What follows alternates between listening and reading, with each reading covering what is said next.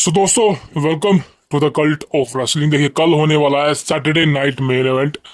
एक पीएलई नहीं है, एक इवेंट है, लेकिन यहाँ पर मैचेस की क्वालिटी बहुत अच्छी है। कौन कौन से मैचेस हैं?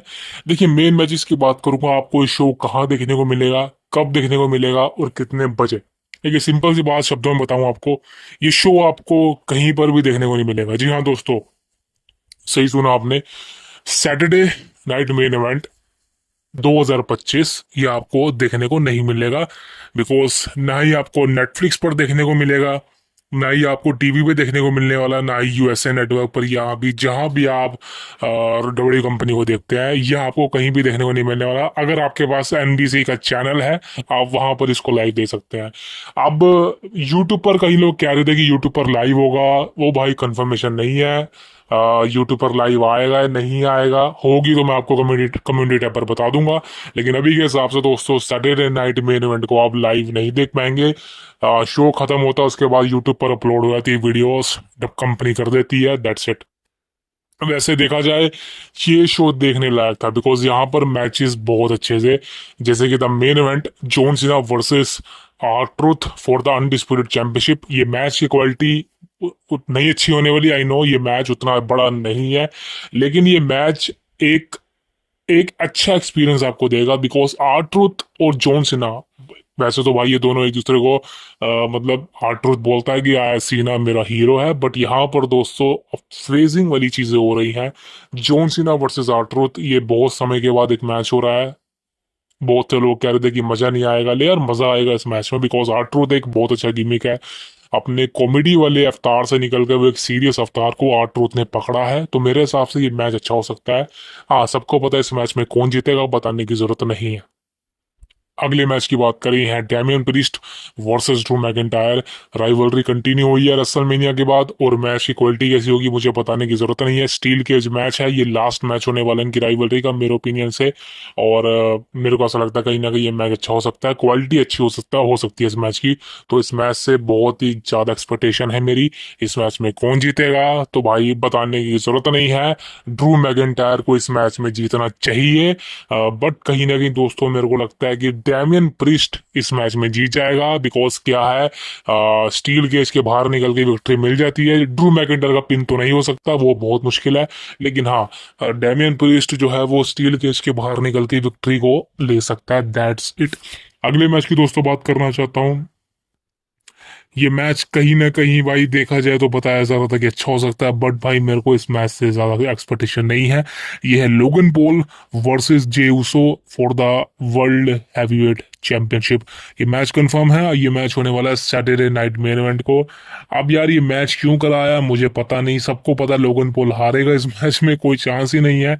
तो भाई जो कंफर्म है कि बंदा हारेगा, तो भाई वो मैच को देखने का मजा क्या है? अब मुझे लगता है ये मैच को मेन इवेंट तो बिल्कुल नहीं होना चाहिए, बिकॉज डिजर्व नहीं करता एक तो, और आई थिंक मेरे ओपिनियन से that's it is not a good thing. अब दोस्तों ये है सैटरडे नाइट मेन इवेंट का काज। अब बात करूंगा सस्पेंस थ्रिलर की, यानी कि the American nightmare Cody Rhodes finally return करने वाला है सैटरडे नाइट मेन इवेंट को। रूमर बताया जा रहा है, बिकॉज बताया जा रहा है कि जॉन सीना मैच के बाद आर ट्रूथ पर अटैक करेगा, एंड आर ट्रूथ एक तरह से आर ट्रूथ को पेलने वाला है, एंड देन फिर कोडी रोड्स आएगा, वो सीना को एलिमिनेट करेगा और आर ट्रूथ को सेव करेगा। एंड देन फिर मनी इन द बैंक के अंदर बताया जा रहा है दोस्तों, Cody Rhodes, R Truth versus John Cena and Travis Scott का मैच आपको देखने को मिल सकता है। अब मुझे नहीं पता ये मैच होगा या नहीं होगा, बट कहीं ना कहीं दोस्तों बताया जा रहा है कोडी रोड्स कल रिटर्न करने वाला है। मैं अपनी प्रिडिक्शन नहीं बताऊंगा, बिकॉज सही कहूं तो भाई मुझे अभी फिलहाल डब्ल्यू कंपनी पर भरोसा नहीं है, वो कुछ भी कर सकती है। एंड कोडी रोड्स कल रिटर्न करने वाला है, कंफर्म है या नहीं पता नहीं, बट रूमर है, दैट्स इट। अब दोस्तों बात करना चाहता हूँ रेसलमेनिया 42 की। वैसे तो भाई रॉक ने तगड़े तरीके से अनाउंस किया था रेसलमेनिया 42 को कि ये न्यू ऑरलियंस होने वाली है, दोबारा से तीसरी बार न्यू ऑरलियंस होने वाली है।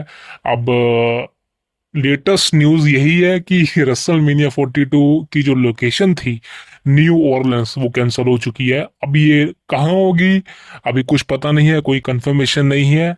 लेकिन ऐसा क्यों हुआ, सबसे बड़ी वजह दोस्तों यही है कि न्यू ऑरलियंस से कंपनी पैसा नहीं कमा पाएगी।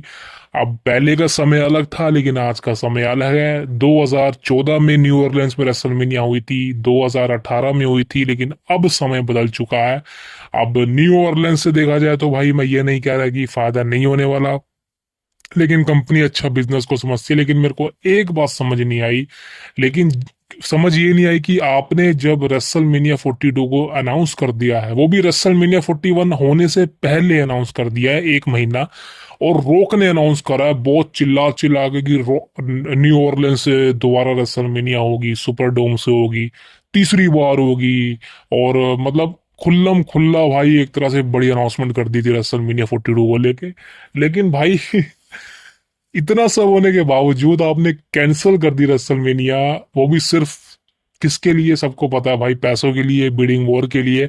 अब आप समझ सकते हैं कि भाई आज के समय में किसी पर भरोसा करना कितना मुश्किल है। वैसे तो हमेशा से था, लेकिन भाई कंपनी कुछ भी कर सकती है, कुछ पैसा दिखेगा वहां हो जाएगी। अब दोस्तों एक शॉकिंग न्यूज देना चाहता हूँ आपको, रेसलमेनिया 42 लिख के ले लो, लास वेगस से ही होगी। जिस साल आपको आज मतलब 2025 में लास वेगस से हुई थी, इस साल वहीं आपको देखने को मिलने वाली है अगले साल। सेम स्टेडियम होगा, सब कुछ सेम होगा, बिकॉज कंपनी ने बहुत पैसा छापा है और कंपनी को लगता है कि लास वेगस वाले बहुत अमीर हैं और पैसे खर्च करते हैं। वैसे कहने की जरूरत नहीं है, सच बात है। लेकिन देखते हैं, रेसलमेनिया 42 को लेकर कोई न्यूज आती है नहीं, बट एक कंफर्मेशन यही थी कि लास वेगस से ही रेसलमेनिया 42 होगी। कमेंट करके बताएं आप क्या सोचते हैं इस बारे में। नेक्स्ट अपडेट की बात करूं भाई, the return of the wild six. काफी वक्त से रूमर था कि वाइल्ड सिक्स आएगी, करीबन भाई मेरे को ऐसा लगता है कि बहुत समय हो चुका है। आई थिंक अक्टूबर, सितंबर या अक्टूबर के आसपास ये गायब हो गए थे और अब आपको देखने को मिले हैं। अच्छा है, रिटर्न हुआ है, लेकिन मेरे को ऐसा लगता है कहीं ना कहीं भाई अब ये फाइनल चांस है इनका। मैंने कहा था आपको, वाइल्ड सिक्स या तो बहुत ऊपर जाएगी या बहुत नीचे आएगी। अब पता चलने वाला वो खेल क्या है। सारा खेल बुकिंग के ऊपर है। मैं कहीं ना कहीं ये चाहता हूं, मेरा दिल भी ये करता है और ऐसा होना चाहिए कि फैक्शन तभी चलती है जब दो या तीन बंदों की हो।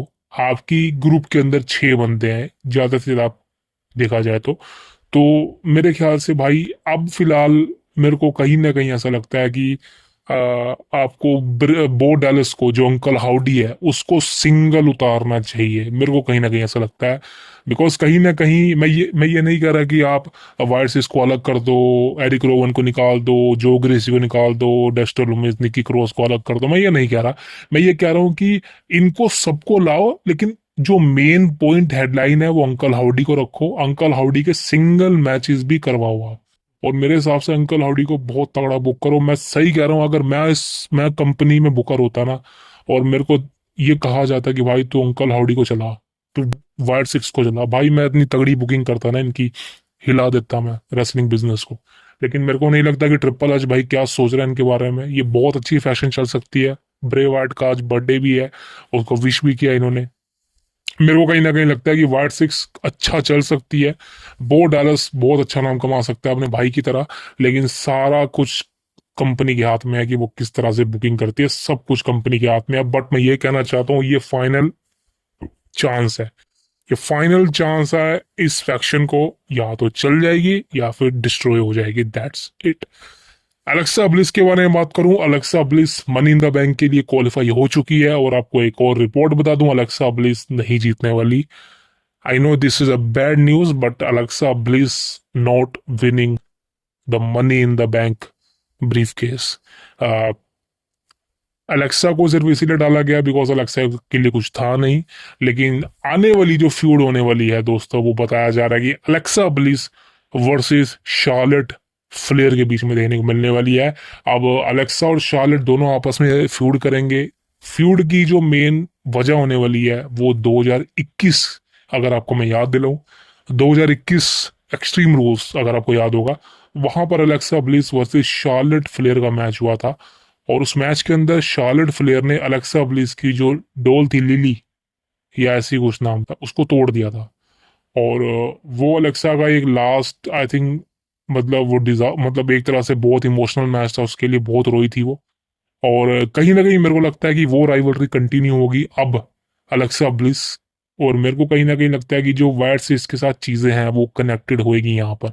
तो Alexa bliss versus Charlotte Flair, दोनों की राइवलरी की शुरुआत मेरे को लगता है कि मनी इन द बैंक के बाद से हो जाएगी, या फिर ऐसा हो सकता है कि शार्लेट फ्लेयर अलेक्सा ब्लिस को money in the bank cost करवा दे, अलेक्सा जब जीतने वाली हो शार्लेट फ्लेयर अलेक्सा ब्लिस को लैडर से गिरा दे, एंड देन फिर इनके बीच में शुरुआत होने वाली है नई राइवलरी की। मेरे को कहीं ना कहीं ऐसा लगता है, जिसके चांसेस सबसे ज्यादा है।